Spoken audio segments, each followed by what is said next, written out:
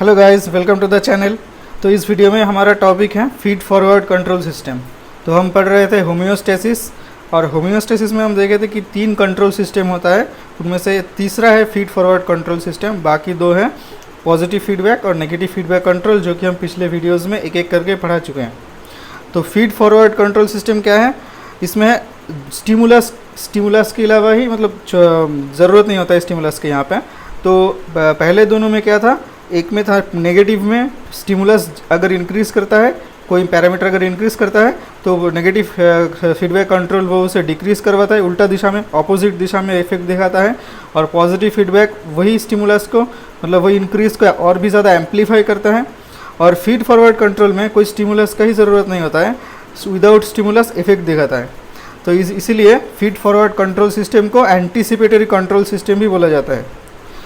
तो as an example हम देखते क्या क्या है कि जब हम एक्सरसाइज करते हैं उसके जस्ट पहले, एक्सरसाइज करने से पहले जब हम सोचते हैं कि एक्सरसाइज करें, जस्ट स्टार्ट करेंगे, तभी से हमारा हार्ट रेट और रेस्पिरेटरी रेट इंक्रीज़ करना शुरू होता है, जिसे हम बोलते हैं एंटीसिपेटरी टैकीकार्डिया। मतलब हार्ट रेट इंक्रीज़ करना, एंटीसिपेटरी इसलिए क्योंकि यहाँ पे कोई काम अभी शुरू हुआ ही नहीं, एक्सरसाइज अभी शुरू हुआ ही नहीं, उससे पहले ही टैकीकार्डिया हो गया, इसलिए इसे एंटीसिपेटरी टैकीकार्डिया बोला जाता है।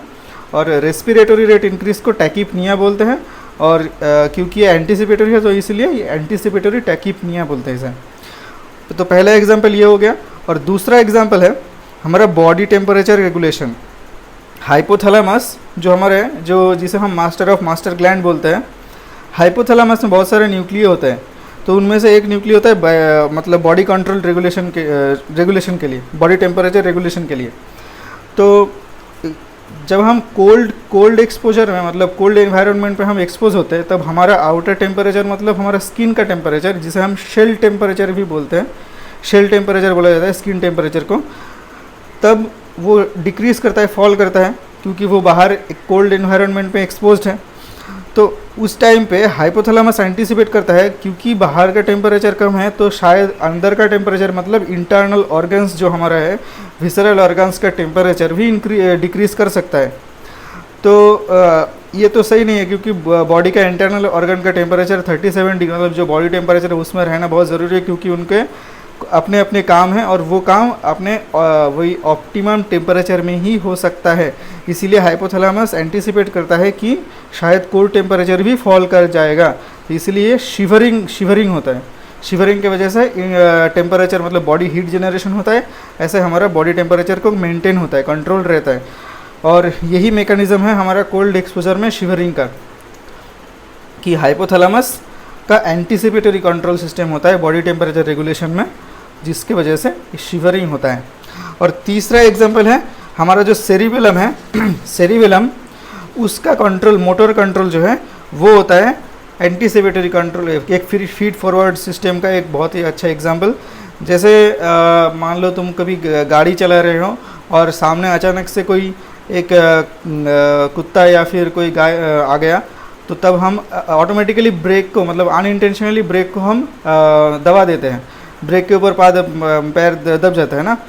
तो वो होता है anticipatory control system through cerebellum होता है वो। और वही मोटर कंट्रोल का सेरिबेलम जो एंटीसिपेटरी कंट्रोल है वो सेरिबेलम कंट्रोल करता है।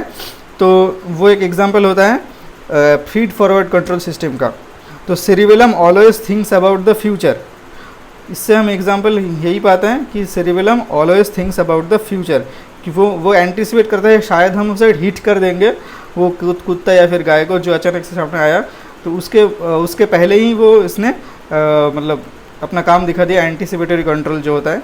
तो इसलिए बोला जाता है cerebellum always thinks about the future. तो यही था last control system, feed forward control system, जो था फीड फॉरवर्ड होम्योस्टेसिस मैकेनिज्म का थर्ड कंट्रोल सिस्टम। तो यहीं पे ख़त्म होता है होम्योस्टेसिस का कॉन्सेप्ट, और मिलते हैं नेक्स्ट वीडियो में। Till then good bye.